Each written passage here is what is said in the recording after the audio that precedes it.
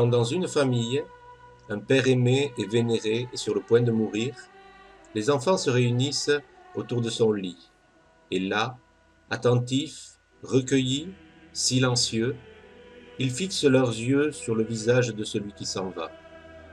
Ils tâchent de saisir sur cette figure chérie les sentiments divers qui s'y impriment tour à tour, la pensée de la séparation ou la pensée du ciel. Le moribond agite-t-il ses lèvres? Tous les enfants se serrent plus près de lui et tendent une oreille avide pour ne pas perdre une seule des paroles, les dernières, que murmure ici-bas cette voix qui s'éteint. Suivons cet exemple. Regardons le visage de notre Sauveur expirant. Écoutons les 7 dernières paroles qu'il prononça et considérons l'expression de sa physionomie qui correspond à chacune de ces paroles.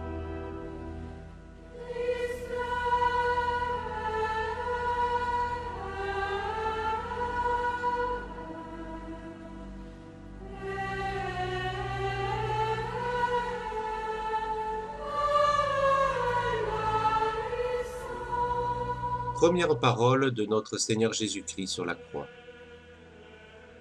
C'est la miséricorde que nous apercevons tout d'abord sur la face adorable du crucifié. C'est le trait caractéristique de sa physionomie, car en fin de compte, pourquoi est-il là, sinon pour assurer le triomphe de la miséricorde sur la justice? Cette miséricorde apparaît surtout quand, en dirigeant tour à tour ses yeux vers le ciel et vers ses bourreaux, Jésus dit à son Père, ce fut sa première parole en croix, « Mon Père, pardonnez-leur, car ils ne savent ce qu'ils font. » Il semble qu'à cet instant, ses deux bras, déjà tendus par les deux clous des mains, essayent, sous l'effort de l'amour, de se tendre et de s'élargir encore. C'est la pose qu'affectionne le pécheur repentant. Il voit dans ses deux bras ouverts l'assurance de son pardon. C'est l'aspect qu'a merveilleusement rendu Jean Guillermin dans son Christ de buis, cette tête tendue, ses lèvres entr'ouvertes, ce regard suppliant. Tout crie vers Dieu, pardonnez-leur.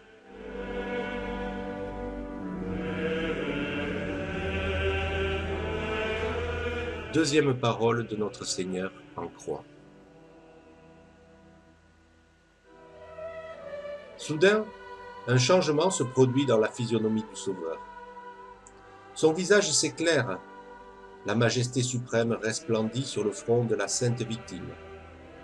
Un des deux larrons crucifiés à ses côtés vient de lui dire « Souvenez-vous de moi quand vous serez dans votre royaume. » Jésus tourne la tête vers son interlocuteur, le fixe d'un regard qui illumine la divinité, et lui dit d'un ton prophétique qui n'appartient qu'au roi du ciel, « Aujourd'hui, tu seras avec moi en paradis. » C'est un aspect bien cher aux âmes qui, prises de la nostalgie du ciel, aiment à répéter devant leur crucifix « Souvenez-vous de moi », comme la réponse de l'homme-dieu a été admirablement exprimée par l'artiste émérite, dont la ville de Lyon possède l'œuvre trop peu connue. Voyez la tête du Christ, et tournée vers le larron. Et son regard plein de bonté semble dire « Aujourd'hui, tu seras avec moi dans le paradis. »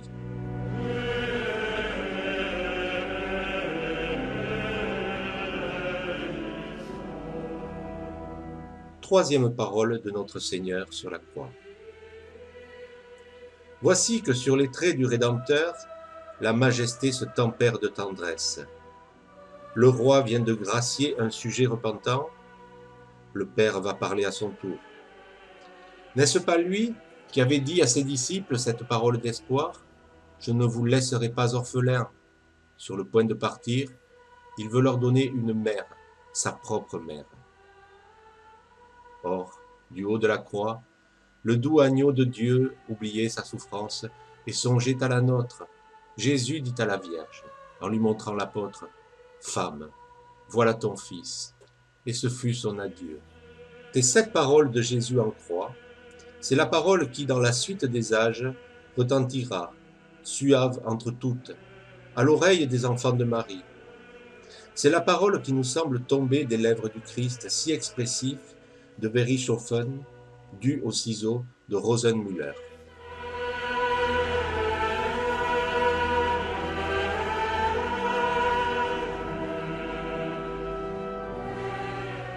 Quatrième parole de notre Seigneur Jésus-Christ sur la croix.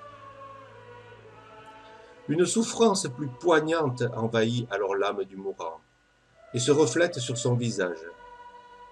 Alors que, plein de sollicitude pour tous, Jésus songe au larron et lui promet son royaume, alors qu'il songe aux hommes et leur donne une mère, il se voit, lui, ainsi le veut la justice divine, abandonné par le meilleur des pères. L'agonie morale s'unit en ce moment à la douleur physique pour l'écraser, pour le broyer. Il lève vers le justicier suprême un regard plein de larmes et s'écrie « Mon Dieu, pourquoi m'avez-vous abandonné ?» Jean Guillermin a fait passer cette immense douleur dans son crucifix d'ivoire. Regardez-le de face, cette prunelle douloureusement tournée vers le ciel, et ce pli affreux que la souffrance creuse dans le front, vers l'arcade sourcilière, et cette bouche entr'ouverte, et cette lèvre supérieure qui semble frémir. Tout cela crie vers le Père, « Élie, Élie, lama sabachthani » chrétien.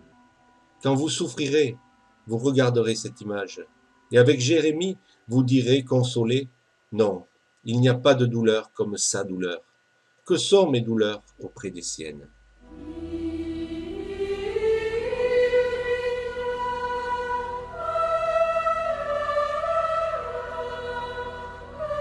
Cinquième parole de notre Seigneur Jésus-Christ sur la croix. Sur cette figure contractée par l'agonie, voyez-vous quelle expression nouvelle? C'est l'angoisse d'un homme brûlé par la soif. Sa bouche, tout à l'heure entr'ouverte, s'ouvre plus large encore. La langue desséchée s'avance sur la lèvre inférieure et demande un peu d'eau. « J'ai soif, » dit Jésus. « J'ai soif » parole traduite avec une fidélité touchante dans le Christ de Lyon que nous admirions tout à l'heure. Vu de profil, il semblait adresser au larron une parole d'espérance. Voyez-le maintenant, presque de face. De cette bouche béante, de cette poitrine haletante, cette plainte semble jaillir. Sitio, j'ai soif. C'est cette physionomie du crucifix. C'est cette parole du testament de Jésus qu'affectionnent surtout les apôtres et les âmes réparatrices. Aux uns, elle dit « Je meurs pour les âmes ». J'ai soif d'âmes. Qui donc me donnera des âmes? Aux autres, elle dit « À mes lèvres, les pécheurs n'offrent que fiel et vinaigre, insultes et moqueries. Qui donc leur donnera une goutte d'amour ?» Sixième parole de notre Seigneur Jésus-Christ sur la croix. Encore un changement subit. D'un regard sur le passé, Jésus vient de constater que toutes les prophéties sont accomplies en sa personne. D'un regard sur les temps à venir, il voit les apôtres qui recueillent son sang et le versent sur les âmes. Ce double regard le console. La paix, une paix inénarrable, détend les muscles de son visage, adoucit ses traits, en calme la douleur. C'est la paix de l'ouvrier qui a terminé sa tâche, une grande tâche, et qui, le soir, peut dire, en son âme et conscience, « Consummatum est », tout est consommé. Je trouve cette expression dans le Christ de Guido Reni de la Galerie Corsini. Paix dans les yeux amoureusement tournés vers le ciel, paix sur le front, l'affreux pli que la douleur y avait creusé a disparu. Paix sur les lèvres, elle semble sourire à la souffrance. Comme Jésus sur cette terre, faisons pleinement notre œuvre. Comme Jésus à notre heure suprême, nous aurons la paix du consummatum est.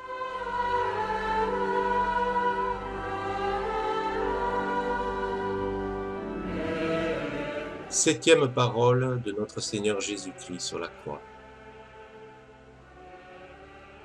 Avec la paix, c'est la puissance qui apparaît sur la croix.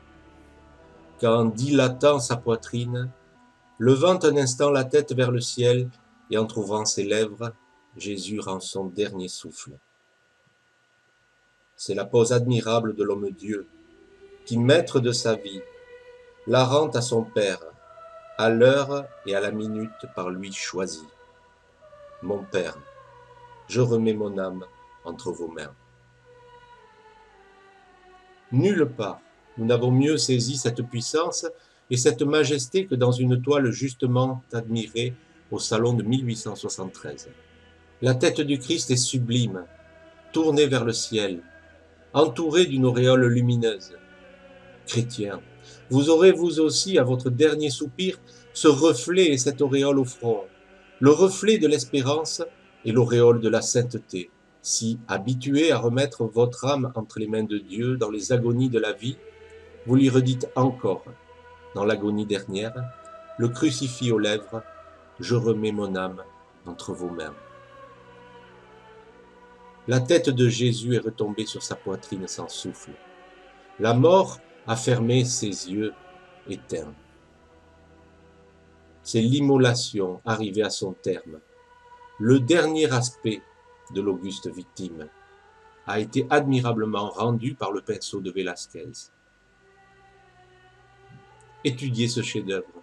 Vous n'aurez plus la joie d'y contempler les yeux du Sauveur. À peine même reconnaîtrez-vous sa face. Elle est couverte de sang et à moitié voilée par les cheveux qui pendent le long du visage. Mais vous aurez la satisfaction intime de plonger votre regard dans la plaie que la lance de Longin vient d'ouvrir au divin côté. C'est l'aspect du crucifiement, cher par-dessus tout aux amis du Sacré-Cœur. Oh, qu'il renferme de beauté esthétique ce crucifix du Golgotha, tel que l'histoire nous le présente pendant ces 6 heures de souffrance et d'agonie. C'est lui que méditeront les artistes, et de leurs palettes et de leurs blocs de marbre jailliront les chefs-d'œuvre. Oh, qu'il renferme de beauté morale ce crucifix du Golgotha, tel que l'histoire nous le représente pendant les 6 heures de pardon, d'abandon, d'immolation, d'offrande à Dieu son Père et de consommation dans l'amour qui le tue. C'est lui, nous le verrons, qu'étudieront les âmes chrétiennes. Et cette étude opérera en elles les prodiges de renoncement, de dévouement et de sainteté.